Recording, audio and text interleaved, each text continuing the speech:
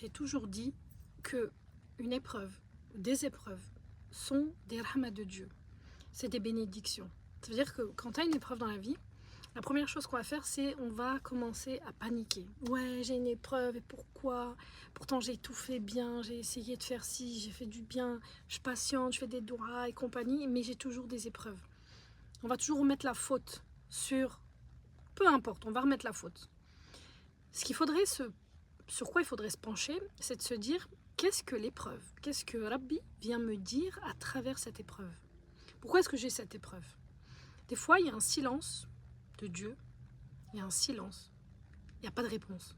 C'est à travers ce silence-là, parfois, que tu obtiens les meilleures réponses.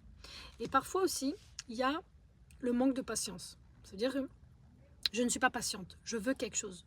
Je me dis patiente, je me dis j'ai confiance en Dieu, mais au final, quand il y a la situation, mais je me retrouve en fait impatiente. Je me retrouve, j'ai pas confiance en fait réellement en Dieu ou à 100% en Dieu parce que je m'agite, je m'agite. Et c'est dans les épreuves que vous vivez qu'il faut ralentir, patienter, se dire qu'est-ce qu'il y a caché, qu'est-ce qu'il y a comme message caché derrière cette épreuve, derrière ces épreuves. Parfois elles sont même récurrentes. C'est qu'il y a quelque chose, c'est pas possible. Dieu ne fait pas quelque chose au hasard. Okay, si vous avez une épreuve, c'est qu'il y a quelque chose à travailler, c'est qu'il y a quelque chose à revoir, des paramètres à modifier ou autre. Et ça, on l'oublie. Une épreuve, pour moi, c'est une rahma, c'est un cadeau. C'est bizarre de dire ça, parce qu'on se dit, ouais, mais non, je souffre et tout, mais non, c'est un cadeau. Quel est le message caché? Okay, donc, il faut revoir, il faut se remettre en question. Déjà, qu'est-ce que je fais dans ma vie? Qu'est-ce que je fais au quotidien? Qu'est-ce que je fais comme action, mauvaise action, comme péché? Se remettre en question. De deux, remettre en cause ses intentions, son intention. Que ce soit dans la vie de tous les jours, dans sa vie de famille, dans tout, dans son quotidien. Quelle est mon intention? Peut-être que, vous savez, des fois ça peut jouer sur quelques petits trucs, hein, des intentions sur un sujet ou peu importe, revoyez votre intention. Ou même la demande que vous demandez à Dieu, peut-être votre doigt, peut-être il y a une intention derrière aussi. Peut-être que vous voulez, par exemple, je dis au hasard, parce que là en coaching j'ai beaucoup de femmes qui veulent se marier, je veux me marier parce que je veux prouver à la famille que. Ça, il faut revoir son intention. Ensuite, vous avez...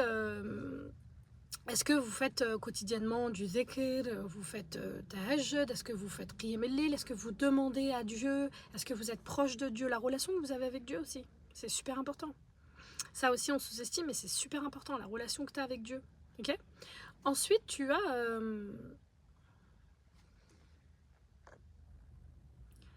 le travail que tu fais aussi personnel. Est-ce que tu te remets en question? Est-ce que tu travailles sur tes blessures? Est-ce que tu travailles sur qui tu es? Tu vois, est-ce que tu travailles sur tes problématiques, tes défauts, tu vois? Il faut revoir tout ça. En fait, la vie, elle est faite de certains paramètres des fois qu'on ferme les yeux, qu'on sous-estime, on ne calcule pas, on se dit vas-y, je vais demander à Dieu et puis c'est lui qui va me donner et tout. Alors oui, bien sûr qu'on demande à Dieu et qu'il nous donne, ça c'est sûr, mais il y a la notion aussi de co-création. Il faut co-créer avec Dieu. Ça veut dire, je fais de mon côté et je demande à Dieu et c'est lui qui valide et qui exauce la chose. Mais vous devez aussi, fournir un travail, que ce soit personnel, que ce soit dans la vie, que ce soit professionnel, peu importe, vous devez co-créer avec lui. Okay, donc, prochaine fois que vous avez une épreuve, remerciez Dieu et remettez-vous en question. Et remettez vos actions, remettez votre vie en question, remettez qu'est-ce que vous faites. Croyez-moi que si vous faites ça, vous allez voir que votre vie elle va s'apaiser.